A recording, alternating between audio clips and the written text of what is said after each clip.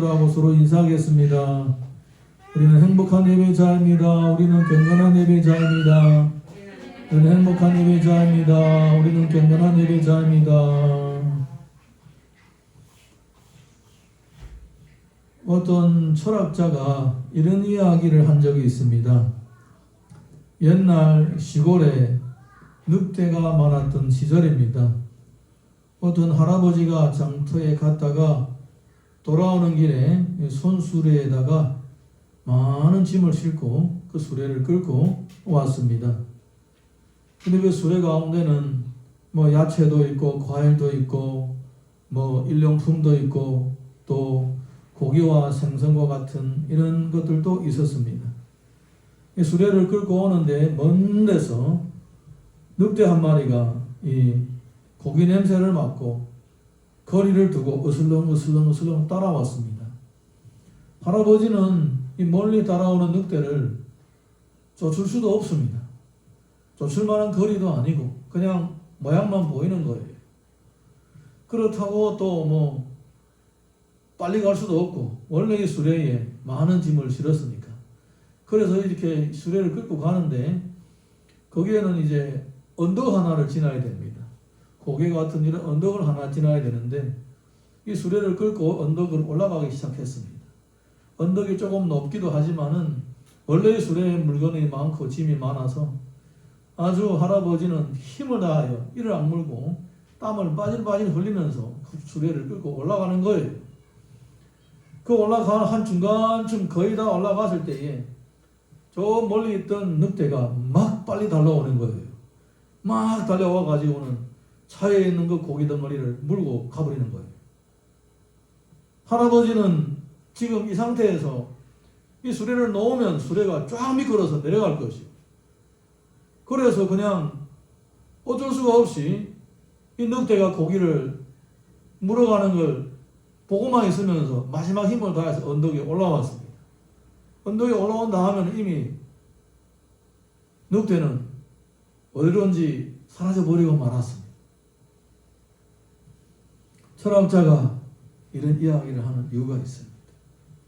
여러분, 늑대는 아주 지혜로운 동물입니다. 우리는 여우가 똑똑하다고 지혜롭다고 하지만 사실은 늑대는 여우보다 훨씬 더 똑똑하고 지혜롭습니다. 늑대의 IQ는 꽤나 높은 것 같아요. 이 늑대는 목표물을 보면 바로 공격하지 않습니다.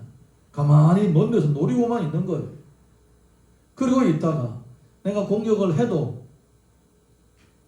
다시 공격을 받지 않을 것이다 라는 타이밍을 딱 기다렸다가 할아버지가 수레를 끌고 언덕 위로 올라가고 수레를 놓지도 못하는 그런 상황에서 그 타이밍을 딱 잡아가지고 달려들어서 그냥 고기만 물어가는 거예요. 우리가 한번 생각해 봅시다. 만약에 이 늑대가 할아버지를 공격했다면 어떻게 될까요?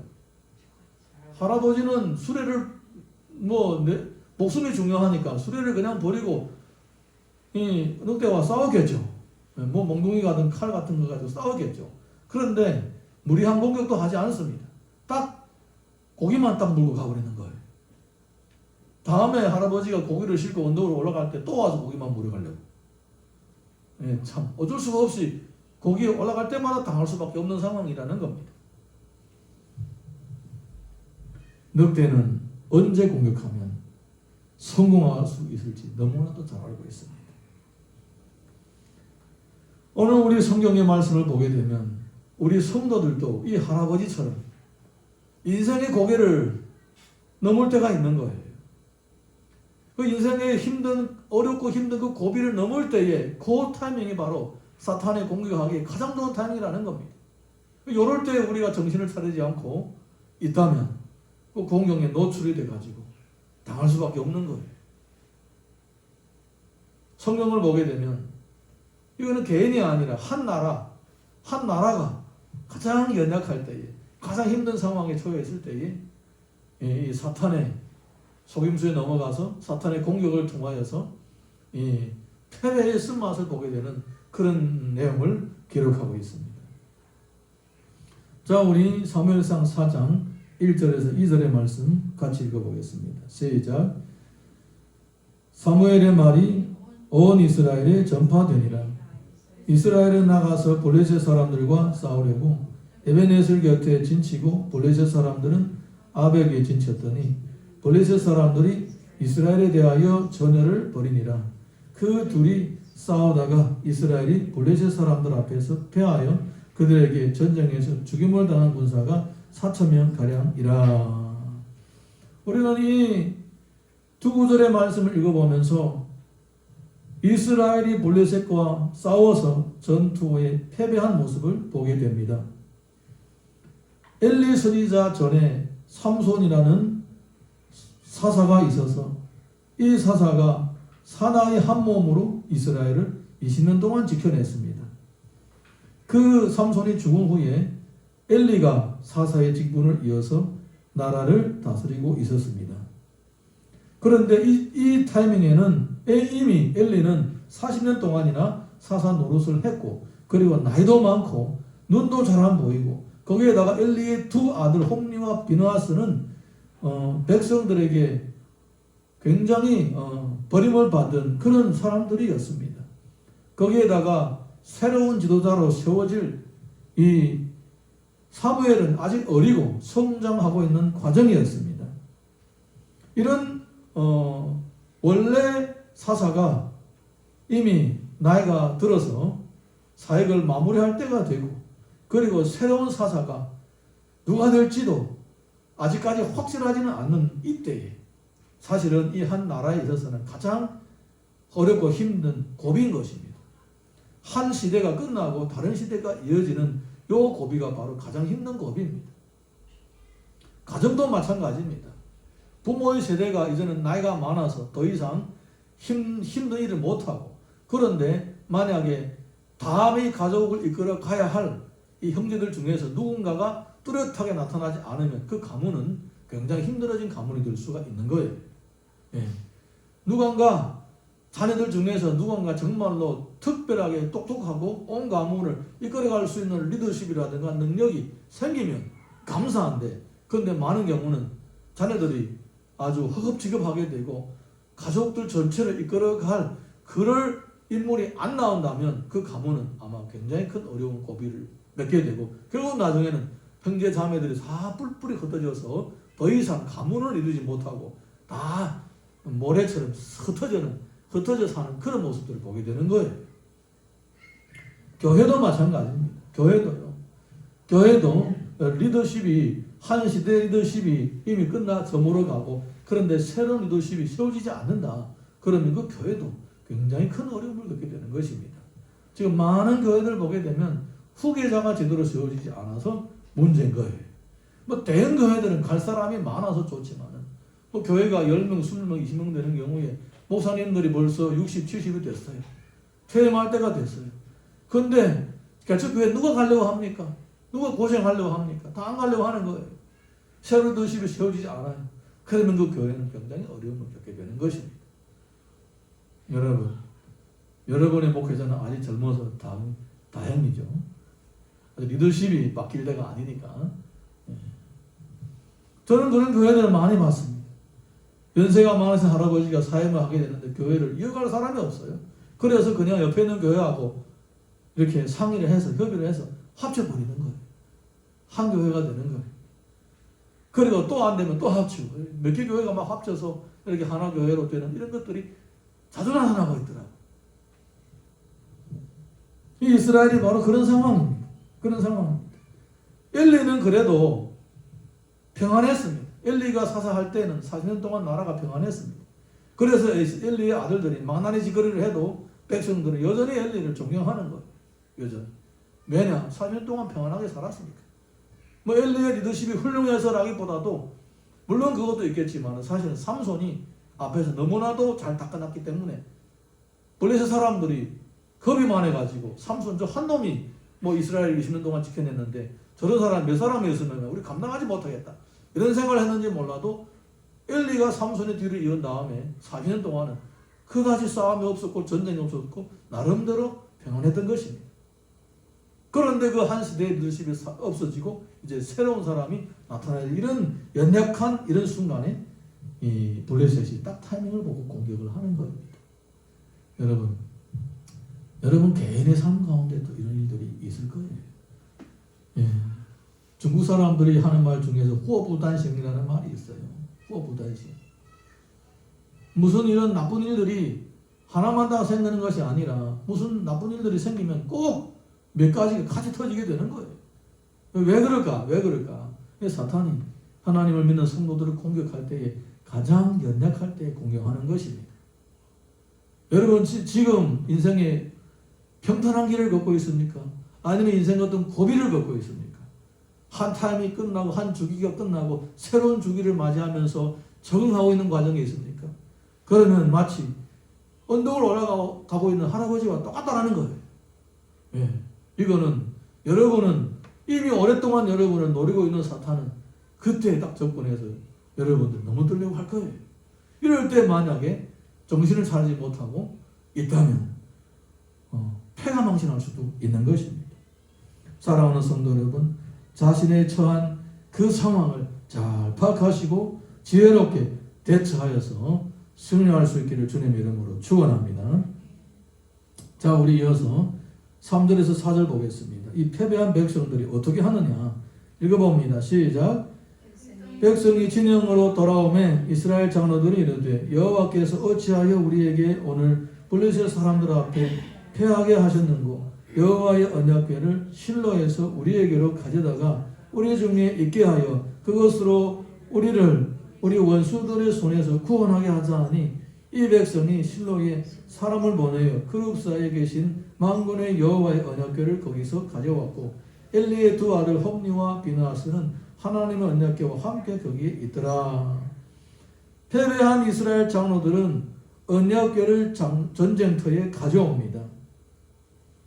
이스라엘은 싸움에서 패배를 당했습니다. 그들은 이 패배를 당한 진짜 원인이 무엇인지 아직까지 제대로 정확하게 파악을 못했습니다. 그들은 단순하게 생각했습니다. 언약궤가 없어서 언약궤가 우리를 앞서지 않아서 우리가 패배를 했구나. 언약궤를 가져와서 우리에게 앞세워서 전쟁터에 나가면 우리가 승리를 할 수도 있겠다라는 이런 생각을 하고 있었습니다. 사실은 그들이 전쟁터에서 패배했던 것은 언약궤가 없어서 패배한 것이 아니었습니다. 그들이 전쟁터에서 패배한 것은 하나님을 경외하지 않고 하나님을 의지하지 않았기 때문입니다. 아멘입니까? 여러분, 이스라엘 사람들은 옛날부터 승승장구했습니다. 그들이 출애굽을 했을 때에 광야에서 아말렉 군대를 만났습니다. 아말렉 군대를 만났을 때 아직 법궤를 만들지도 않았습니다. 그런데 모세와 아론과 훌이 산꼭대기에 올라가서 하루 종일 기도했더니 하나님께서 그들에게 승리를 안겨주신 것입니다. 그들이 여리고성을 칠 때에 그들은 하나님 앞에 순종을 했습니다. 하나님께서 성을 돌라고 하니까 성을 돌았습니다. 그 결과 그 여리고성은 저절로 무너진 겁니다. 아이성을 칠 때 그들은 하나님께 묻지도 않고 그냥 자기 마음대로 했더니 조그만 진짜 아이와 같은 조그만 성을 성 앞에서 패배를 당했습니다. 결국은 그들이 하나님 앞에 가서 기도합니다. 우리가 왜 패배를 했습니까? 그때 하나님께서 알려줍니다. 이유를 알려줍니다. 너희들에게 이런 죄가 있다. 그 죄를 제거하면 된다. 그래서 그 죄를 제거하고 하나님 주신 지혜로 또 군대들을 매복시키고 그렇게 해서 겨우겨우 아이성을 이겼던 것입니다. 그러니까 우리는 이스라엘의 전쟁을 보게 되면 매번마다 승리했던 것은 그들이 힘이 좋아서 능력이 있어서가 아니라 하나님께 기도하고 하나님의 방법으로 싸웠기 때문에 승승장구했던 것입니다. 그러니까 오늘 우리 성경을 보니까 이 사람들은 하나님 앞에 기도하지 않아요.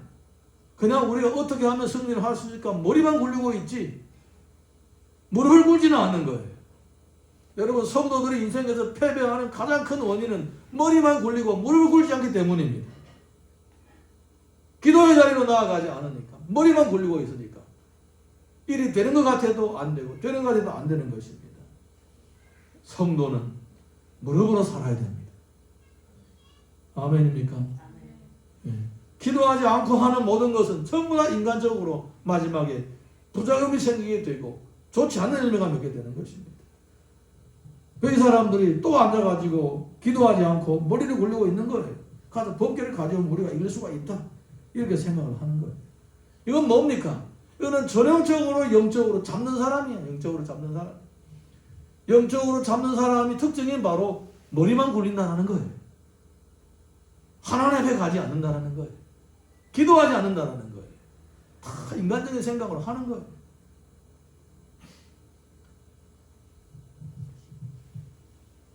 여러분,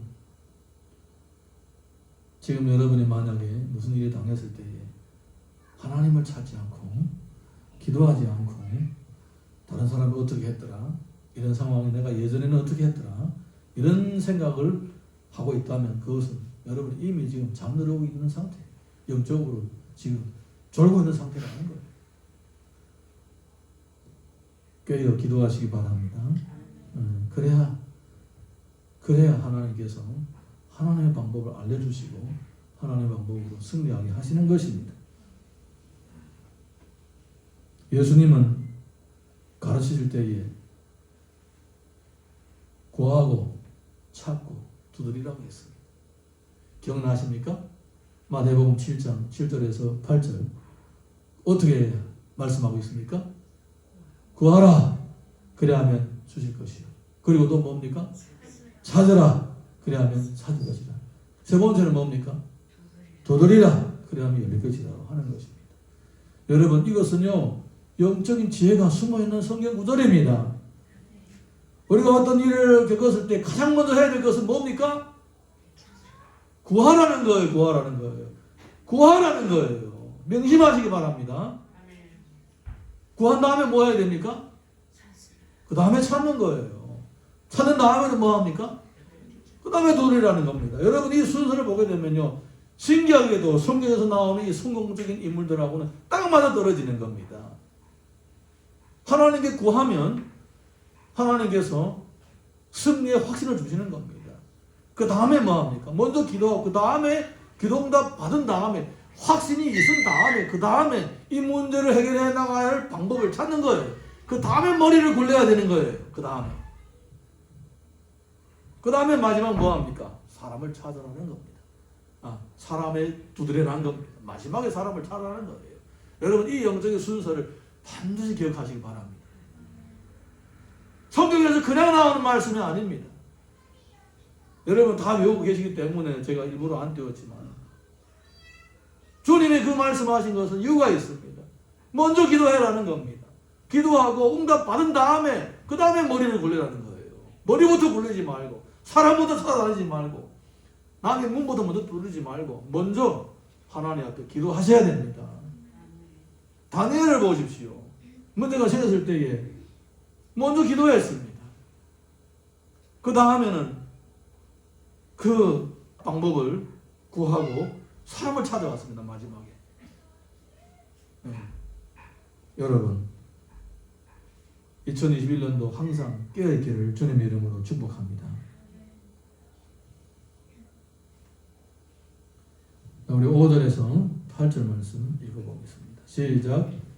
여호와 언약궤가 진역에 들어올 때에 온 이스라엘이 큰 소리로 외치며 땅에 올린지라. 블레셋 사람이 그 외치는 소리를 듣고 이를 때 히브리 진영에서 큰 소리로 외치면 어찌되느냐 하다가 여호와의 궤가 진영에 들어온 줄을 깨달은지라. 블레셋 사람이 두려워하여 이를 때 신의 진영에 이르렀도다 하고 또 이를 때 우리에게는 화로다. 전날에는 이런 일이 없었도다. 우리에게 화로다. 누가 우리를 이 능한 신들의 손에서 건지리요. 그들은 광야에서 여러 가지 재앙으로 애굽인을 친 신들입니다. 블레셋 사람들은 법궤가 언약궤가 이스라엘 진중에 들어왔다라는 그 소식을 듣고 벌벌 떨었습니다. 언약궤가 진영에 들어왔다는 것은 그들로 하여금 이스라엘의 승승장구했던 역사를 생각하게 했던 것입니다. 모압 평지에서의 승리, 또 요단강 건널 때 언약궤에 앞장서서 요단강 물이 갈라지는 역사, 여리고 성을 점령하고 가나안을 정복하는 모든 과정 가운데서 언약궤가 항상 앞에 있었다는 것입니다. 그래서 그들은 언약궤가 앞에 있으면 그들이 또 승리할 수도 있겠다라는 이런 두려움 가운데 빠졌던 것입니다. 삼국시대에 총나라, 위나라, 그리고 오나라, 세나라가 싸우고 있을 때였습니다. 그때에 제갈량이 북쪽으로 정벌하러 나섰습니다. 총나라 군대를 데리고 위나라를 치러 갔습니다. 그때 위나라의 장군이 사마이라는 사람이었습니다. 사마이는 제갈량하고 몇 번 싸워봤는데 항상 백전백패였습니다. 그래서 제갈량하고 싸우는 것이 무서웠습니다. 제갈량이 군대를 거느리고 북쪽으로 올라오니까 요새를 딱 지키고 가만히 있었습니다. 들어오지 못하게 지키고만 있은 거예요. 못 싸우고. 제갈량이 일부러 놀려주느라고 너 여자처럼 그렇게 싸움을 두려워하지. 그래서 사마이에게 여자의 옷을 선물하기도 했습니다. 사람을 보내가지고 창피를 줬던 거예요. 그래도 딱 문 닫고 안 싸우는 거예요. 근데 사마이는 생각이 있었습니다. 소문을 듣자 보니까 제갈량이 이제 건강 상태가 안 좋다는 소문을 들은 거예요. 그래서 간첩을 보냈어요. 간첩을 보내서 소식을 들어보니까 제갈량의 식사량이 점점 줄어들고 있다는 거예요. 그래서 식사량이 점점 줄어들고 있다. 원하지 않으면 이 제갈량이 죽겠다. 딱 생각을 한 거예요. 그래서 안 싸우는 거예요. 제갈량이 저절로 죽을 때까지 기다리는 거예요. 싸우면 직접 싸우면 못 이기니까 죽은 다음에 싸우려고 하는 거예요. 근데 이제 진짜 제갈량이 위독한 거예요. 그래서 죽기 전에 저 싸우다가 지금 죽게 된 거예요. 싸우다가 건강이 안 좋아서 그 죽게 되면서 자기 부하 장군들에게 이렇게 얘기를 했습니다. 내가 죽은 다음에 그냥 죽었다고 소문을 내고 그 다음에 내 이 모양대로 이 모형을 하나 만들어라는 겁니다. 모형을 하나 만들라. 사마이가 내가 죽었다는 소문 듣고 반드시 군대 전체를 데리고 이제 치고 들어올 테니까 그러면 너희들이 내 그 모형을 저 앞세워 가지고 큰 소리를 지르면서 사마이 군대를 마주 싸워나가라. 반드시 사마이가 겁이 나서 도망갈 거다. 그리고 제갈량은 죽었어요. 제갈량이 죽은 다음에 진짜 사마이가 소문을 듣고 이제 군대를 거느리고 달려 들어오는 거예요. 그때 제갈량이 시킨 대로 부하 장군들이 제갈량이 그 모형을 앞에다가 술에다가 싣고 이제 밀고 막 나가면서 온 군대들이 소리를 지르면서 막 나가는 거예요. 사마이가 내가 이제 안 죽었구나. 제갈량이 살아있구나. 큰일 났다. 내가 매복에 빠졌구나. 그리고는 이제 전체 군대를 거느리고 도망가 버렸어요. 삼국연의에 보게 되면 나온 유명한 사건입니다. 도망갔어요. 도망간 다음에 이제 이 총나라 군대가 쫓아가서 막 죽이고 그 전투에서 어느 정도의 성과를 얻었습니다. 그리고 나서 이 사람들은 빨리 다 후퇴를 했습니다. 나중에야 이 사마이가 진짜 죽기는 죽었구나. 내가 속았네. 한탄을 하니까 마지막 기회였는데 놓쳤구나. 후에 사람들은 그렇게 얘기를 합니다. 죽은 저 사마이는 산 사마이는 죽은 제갈량을 못 이긴다. 뭐 이렇게 속담이 생긴 거예요. 겁먹은 사람은 전쟁에 나아가도 못 이긴다. 사람이 겁이 먹게 되면 이길 것도 못 이긴다. 뭐 이런 얘기를 할 때에 자주 쓰는 속담입니다. 죽은 산 사마이가 죽은 제갈량은 못 이긴다 하는 것입니다. 아마 이 블레셋 사람들이 법궤가 나왔다는 것을 보고 두려워했던 거예요. 우리가 지게 될 수도 있다 이렇게 얘기를 하는 겁니다. 근데 결과는 어떻게 되느냐? 우리가 이어서 사무엘상 4장 9절에서 11절 읽어봅니다. 시작. 너희 블레셋 사람들아 강하게 되며 대장부가 되라. 너희가 히브리 사람의 종이 되기를 그들이 너희의 종이 되었던 것 같이 되지 말고 대장부 같이 되어 싸우라 하고 블레셋 사람들이 쳤더니 이스라엘이 패하고 각기 장막으로 도망하였고 살육이 심히 커서 이스라엘 보병이 엎드러진 자가 3만 명이었으며 하나님의 궤는 빼앗겼고 엘리의 두 아들 홈리와 비나스는 죽임을 당하였더라. 블레셋 사람들은 똘똘 뭉쳐서 공포심을 극복하기로 작정을 했습니다. 여러분, 하나님을 믿는 사람들이 하나님을 의지하지 않고 세상적인 방법으로 싸우려고 할 때 절대로 세상 사람들을 당할 수가 없습니다. 하나님을 믿지 않는 사람들은요, 수십 년, 수백 년, 수천 년 동안 어떻게 생존하는지 생존의 비법을 터득해온 사람들입니다. 네. 그런 사람들이 대대로 대를 이어온 거예요. 우리도 옛날에 그렇게 살았잖아요. 세상의 방법으로 살아온 거예요. 그런데 하나님을 믿고 하나님의 자녀가 되어서 이제는 하나님의 자녀로서 이 치열한 전쟁, 이 치열한 경쟁 가운데서 살아남아야 되는 거예요. 그런데 만약에 우리가 옛날에 그들이 사용했고 또 우리가 옛날에 믿지 않을 때 사용했던 방법으로 그들과 대결한다면 절대로 이길 수가 없는 거예요. 예. 못 이기는 거예요. 그들이 전문가고 그들이 선수예요. 우리는 그들의 수는 알고는 있어도 똑같게 한다면 못 이기는 거예요.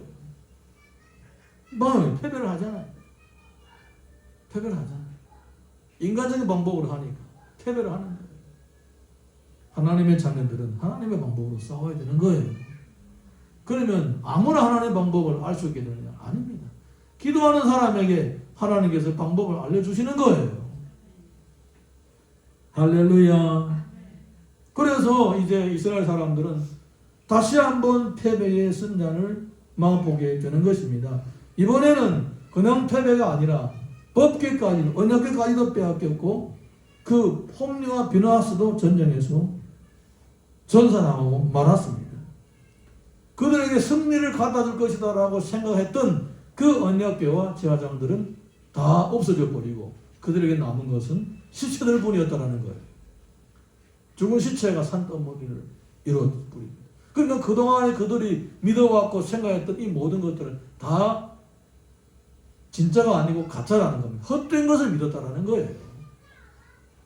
여러분, 하나님의 자녀인 우리가 하나님의 방법대로 살지 않으면 믿고 있는 것 자체가 망상이 될 수가 있는 거예요. 그래서 우리는 기도가 필요하고 하나님 주신 지혜가 필요하고 하나님께서 만나게 해주신 사람들이 필요한 거예요. 여러분, 요즘에 무슨 일을 할 때에 그 방법을 가르쳐주는 그 방법들이 얼마나 많습니까? 인터넷에 글을 뒤져봐도 글에서 얼마나 많은 방법들이 있습니까? 그리고 또 유튜브를 보게 되면 유튜브에서도 얼마나 많은 방법들을 알려주고 있습니까? 여러분, 만약에 가게를 하나 꾸리겠다. 인터넷 찾아보십시오. 많은 내용들이 나와 있습니다. 또 서점에 책을 사보십시오. 많은 책들이 나와 있습니다. 여러분들이 만약에 사업을 하겠다라고 하면 유튜브 한번 내 사업을 하려고 하는 아이템을 한번 검색해봐요. 수많은 훌륭한 사람들이 그 얘기를 하고 있습니다. 여러분, 그렇게 따라해 보십시오. 되는가? 그대로 따라해 보십시오. 되는가? 99% 패배를 하게 되는 거예요. 안 됩니다. 그 사람들의 상황이 있고 그 사람들이 주어진 상황이 있고 그 사람들이 또 가지고 있는 우리가 모르는 것들이 많이 있는 거예요. 그대로 따라하면 정말 기적으로 성공한 사람들 한둘 있겠지만 대부분 다 실패하게 되는 거예요. 하나님의 사람들은 하나님 주신 방법으로 살아야 되는 거예요. 세상의 방법은 그 사람들의 성공담이지 지나온 얘기지 내가 100% 그대로 따라가게 되면 반드시 패배의 승자를 보게 되는 것입니다. 여러분, 주님을 믿는다는 것은 내가 그분에게 기도하고 그분이 주는 방법대로 사는 것이 바로 주님을 믿는 거예요. 예. 여러분 자신의 머리로 생각한 것으로 살겠다면 왜 주님 필요합니까? 예. 왜 주님을 믿냐고요? 주님은 사람이 필요해가지고 주님은 돈이 필요해가지고 우리를 부르신 거예요? 주님은 우리에게 탐날 것이 있어서 우리를 부르신 거예요? 아닙니다. 주께서는 우리에게 복을 주시려고 우리를 부르신 거예요. 그런데 그 복 받는 방법은 뭡니까? 주님을 의지하고 주님의 뜻대로 사는 거예요.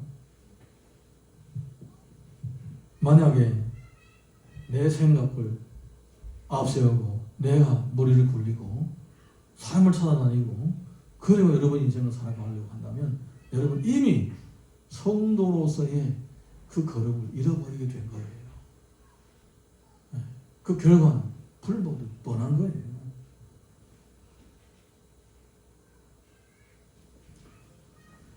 자, 우리 이어서 14절에서 12절입니까?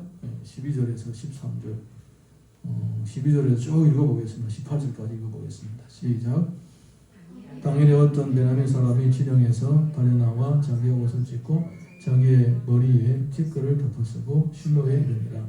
그가 이를 때는 엘리가 길 옆 자기의 의자에 앉아 기다리며 그의 마음이 하나님의 괴로 말미암아 떨릴 즈음이라. 그 사람이 성읍에 들어오며 알림에 온 성읍이 부르짖는지라. 엘리가 그 부르짖는 소리를 듣고 이르되 이 떠드는 소리는 어찌됨이냐. 그 사람이 빨리 가서 엘리에게 말하니 그때 엘리의 나이가 98세라. 그의 눈이 어두워서 보지 못하더라. 그 사람이 엘리에게 말하되 나는 진중에서 나온 자라. 내가 오늘 진중에서 도망하여 왔나이다. 엘리가 이르되 내 아들아 일이 어떻게 되었느냐. 소식을 전하는 자가 대답하여 이르되 이스라엘이 블레셋 사람들을 앞서서 도망하였고 남아있고 있습니까? 큰 살력이 있었고 당신의 두 아들 홈리와 비느하스도 죽음을 당하였고 하나님의 궤는 빼앗겼나이다. 하나님의 궤를 말할 때에 엘리가 자기 의자에서 뒤로 넘어져 문 곁에서 목이 부러져 죽었으니 나이가 많고 비대한 까닭이라. 그가 이스라엘의 사사가 된 지 40년이었더라. 소식을 들은 엘리는 의자에서 앉아있다가 놀래서 뒤로 넘어졌습니다. 뒤로 넘어지는 바람에 목이 부러져서 죽었습니다. 그 죽은 이유가 뭐냐? 나이도 많고 몸도 비둔해서 그렇다라고 했습니다. 어쨌든 이렇게 40년 동안 그 나름대로 흠도 있고 말도 많고 지적도 많이 당하고 하나님으로부터 저주까지도 받은 이 엘리가 그래도 살아있는 동안인 40년 동안 이스라엘을 지켜냈던 겁니다. 그런데 법궤가 언약궤가 빼앗기고 아들이 죽었다는 소식을 들었을 때는 이렇게 넘어지면서 그 자리에서 죽고 말았습니다. 이 모든 일들의 마지막 결과는 무엇이냐?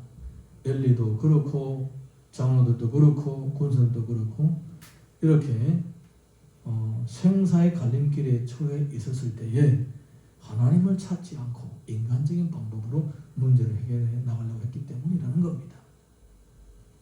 여러분 꼭 명심하시기 바랍니다. 예수님을 믿어도 망하는 사람이 있고 성공하는 사람이 있습니다. 여러분 성공이라는 것이 시속적인 단어라서 성공이 싫습니까? 네. 단어라는 것은 세속적인 단어고 거룩한 단어가 없습니다. 여러분 목사님도 목회에 성공해야 되고 성도님들도 사업하면 성공해야 되고 공부해도 성공해야 되고 뭐하든 성공해야 되는 거예요. 네. 그러면 성공을 원하지 않으면 패배를 원하십니까? 없죠. 네. 여러분 인생에 성경에서는 우리 성도들이 어떻게 살면 성공할 수 있는 건지 그것을 얘기해 주고 있습니다. 그 지혜를 우리들에게 보여주고 있습니다. 그리고 어떻게 살면 패배를 할 것인지 보여주고 있습니다. 지혜를 얻으시기를 바랍니다. 네. 어떤 젊은 여자가 사귀던 남자친구하고 헤어졌습니다. 마음이 너무 우울해서 무표정으로 길을 걷고 있었어요.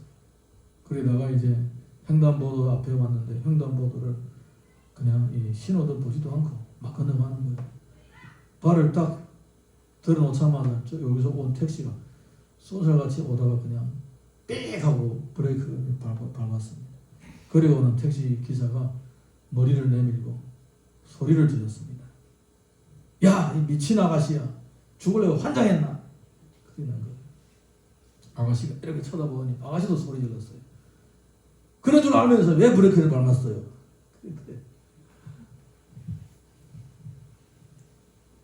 미치려고 죽으려고 환장하는 줄 알면서 왜 브레이크를 밟았냐고 그 말이 그냥 깔고 지나가지. 여러분 이 두 사람은요 전혀 소통이 안 되는 두 사람입니다. 남자친구가 헤어져서 슬퍼하는 사람과 길에 갑자기 뛰어든 사람을 보고 브레이크를 밟은 택시기사. 이 두 사람은 소통이 안 되는 사람. 각각 자기 생각만 하고 있기 때문입니다. 여러분 우리 성도가 잘 되려면요 하나님의 생각을 하나님께서 어떤 마음을 가지시는지 하나님의 생각을 이해를 하셔야 되는 거예요. 그래서 자기의 머리를 비우는 것이 생각을 비우는 것이 중요한 거예요. 자기의 생각을 내려놔야 되는 거예요. 자기의 생각을 내려놓는 것이 그게 지혜입니다. 내가 지금까지 살아왔던 생각을 내려놔야 지금까지 가지고 있었던 생각보다 더 훌륭한 생각이 들어올 수 있는 자리가 생기는 거예요. 옛날에 가지고 있는 생각들 계속 그것만 가지고 있으면요 물이 고여서 썩는 것처럼 이 생각을 여기에서 옛날의 사고방식만 가지고 계속 생각이 되면요 거기서 나온 아이디어가 점점 더 못한 아이디어가 나오게 되어 있어요. 인간의 머리 구조가 그렇게 되어 있는 거예요. 그래서 항상 자기 생각을 비우고 주님의 음성을 듣고 말씀을 붙잡고 살아야 된다는 것입니다. 우리가 또 19절에서 21절, 22절까지 좀 읽어보겠습니다. 시작.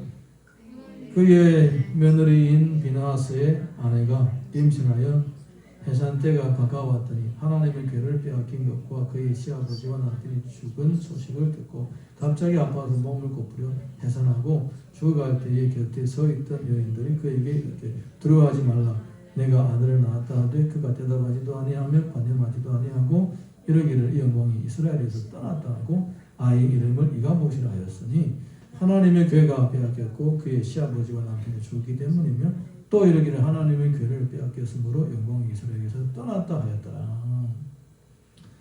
며느리가 임신을 했는데 남편도 죽고 언약궤도 빼앗기고 시아버지도 돌아가셨고 하루 사이에 그냥 슬픔이 겹겹 막 몰려오는 거예요.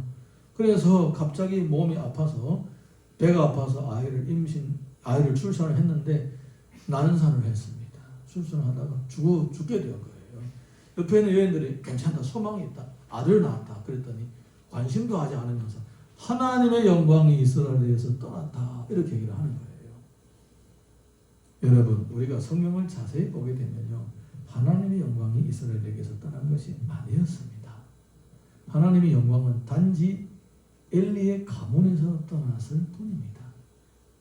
하나님의 영광은 여전히 이스라엘과 함께 하십니다. 그런데 지나친 슬픔에 쌓여가지고 다른 것이 안 보이는 거예요. 영적인 세계가 안 보이는 거예요. 지금은 이 여인은 이스라엘이 망했다라고 생각하는 거예요. 이스라엘이 망한 것이 아니라 자기 가문만 망한 겁니다. 그래서 나중에 이 엘리 대신에 누가 나옵니까? 사무엘이 나오는 거예요. 사무엘이. 하나님께서 엄마 아버지부터 준비시켜가지고 그 가문에서 태어나게 한 그 사무엘이 잘하고 있는 거예요. 여러분 이 성경의 기록을 절대로 그냥 지나치지 마십시오. 여러분의 세대가 만약에 엘리처럼 산다면 엘리 가문처럼 그렇게 망하게 되는 거예요. 그렇지만은 여러분이 만약에 한나와 또 엘가나처럼 살게 되면 여러분의 후대가 사무엘 같은 사람들이 나오게 되는 거예요. 할렐루야. 저는 저와 우리 성도들의 여러분의 가문마다 엘가나와 한나처럼 그런 가문이 되어서 정말 점점 더 훌륭한 후세가 나올 수 있기를 주님 이름으로 축원합니다. 축원합니다.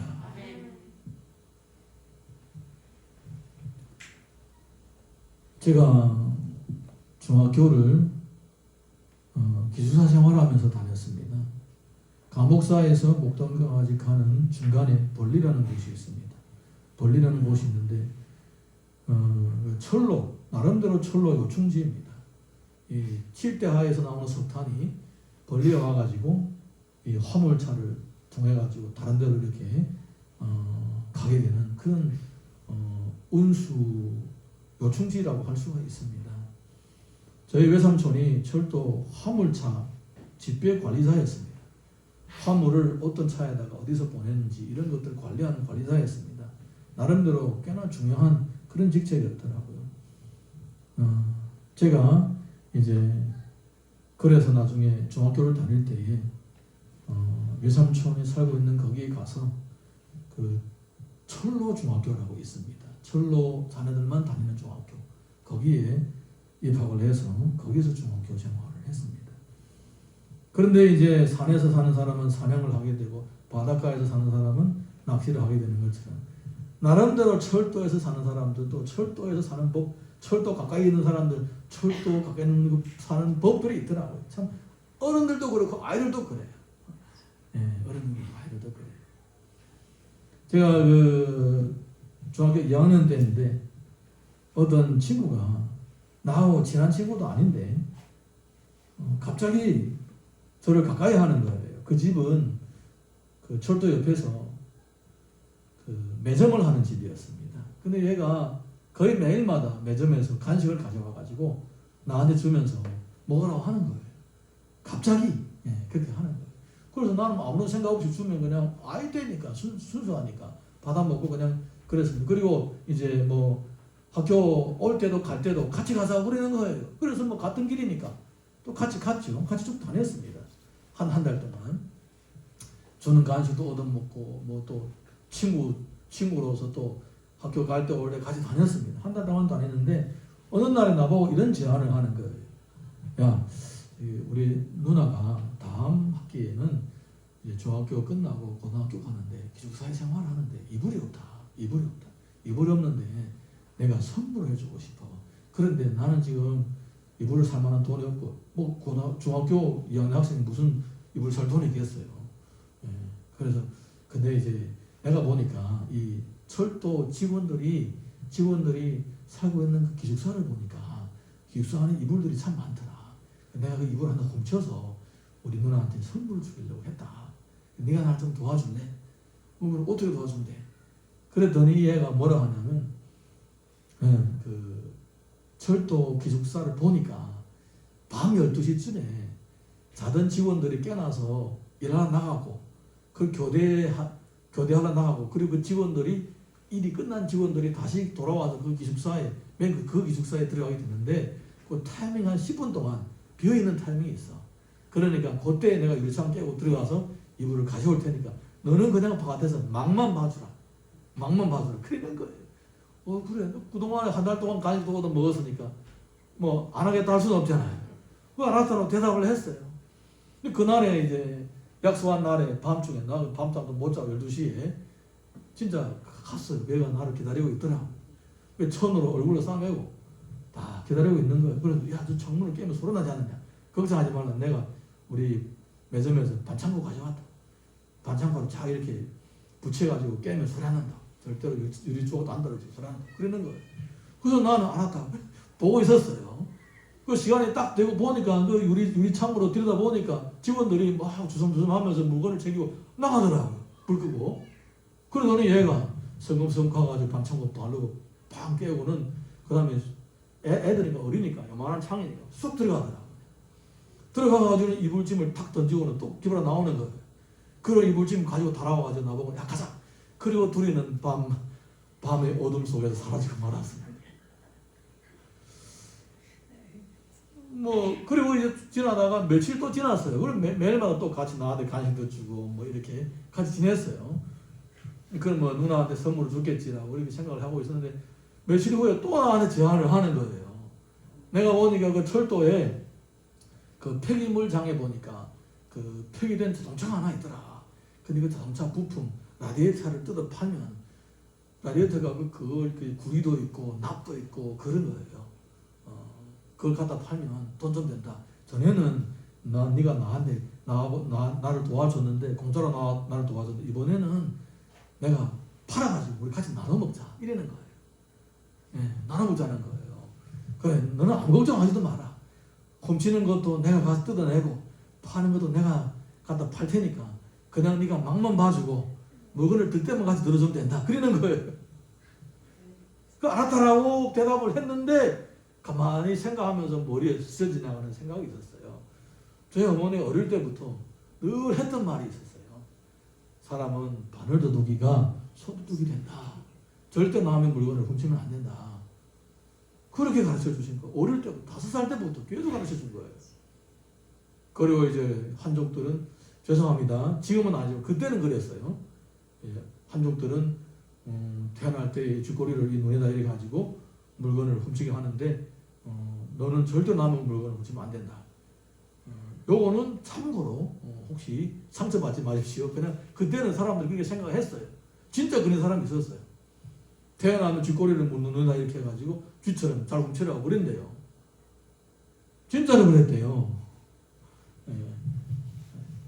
다 그런 게 아니고 그런 사람이 있었다는 겁니다. 한족들 중에서 정말 마음이 좋은 사람들이 많이 있습니다. 저도 많은 그런 좋은 사람들 많은 것도 있었고 그런 사람 일부분만 있다는 거예요. 꼭 가려서 들으시기 바랍니다. 그러면서 나보고 어릴 때부터 나보고 훔치지 말라고 그렇게 가르친 생각이 나는 거예요. 가만히 생각해보고 있으니까 야 내가 진짜 그랬구나. 처음에는 이걸 또 웃겨다 이제 자동차 부품을 뜯다 팔겠다. 나중에는 뭐 여기다 은행도 털겠다 이런 생각이 드는 거예요. 진짜 이 수도둑이 되겠다는 생각이 드는 거예요. 그래서 알았다라고 대답을 했습니다. 그리고 그날 저녁에 가지 않았습니다. 약속한 날에 가지 않았습니다. 그래서 이튿날 아침에 학교 가니까 얘가 너 왜 어제 전에 안 왔냐? 아이 죄송한데 내가 설사 만나가지고 못 갔다고 그렇게 대답을 했습니다. 그 애가 이제 말투를 알아들은 거예요. 무슨 뻔뻔한 사람이 갑자기 그날에 배가 아프겠어요. 거절하는 건지 뻔한 거죠. 그래서 거절을 하고는 그거보다 다시는 그 애와 같이 놀지 않았습니다.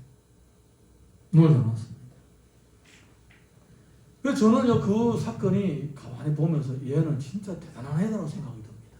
그때 우리가 17살 때였어요. 그런데 늘 이렇게 다니면서 무슨 물건을 언제 어떻게 훔치면 가져갈 수가 있다는 것이 바삭한 거예요. 얘는 17살짜리 아이가 아니고 물건을 훔치는 타이밍을 아주 교묘하게 잘 알고 있는 경험이 깊은 그런 고수예요. 훔치는 데 고수였어요 이미. 여러분 무슨 얘기를 하자냐면 여러분 사탄이 우리의 영혼을 누리고 우리의 믿음을 넘어뜨리는 데는 타이밍을 잡는 고수예요. 타이밍 잡는 고수예요. 그래서 우리가 만약에 깨있지 않으면 계속 당하는 거예요. 나중에는 코에 깨가지고 줄줄줄 따라갈 수밖에 없는 거예요.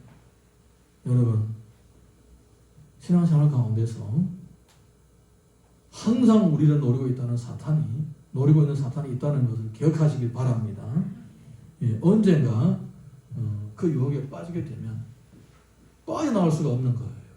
왜냐하면 우리가 언제 가장 연약한 것인지 언제 가장 연약한지 알고 있기 때문에 가장 연약할 때 공격을 하고 가장 연약할 때 유혹을 하기 때문에 거기에 빠지면 헤어나오지 못하는 거예요.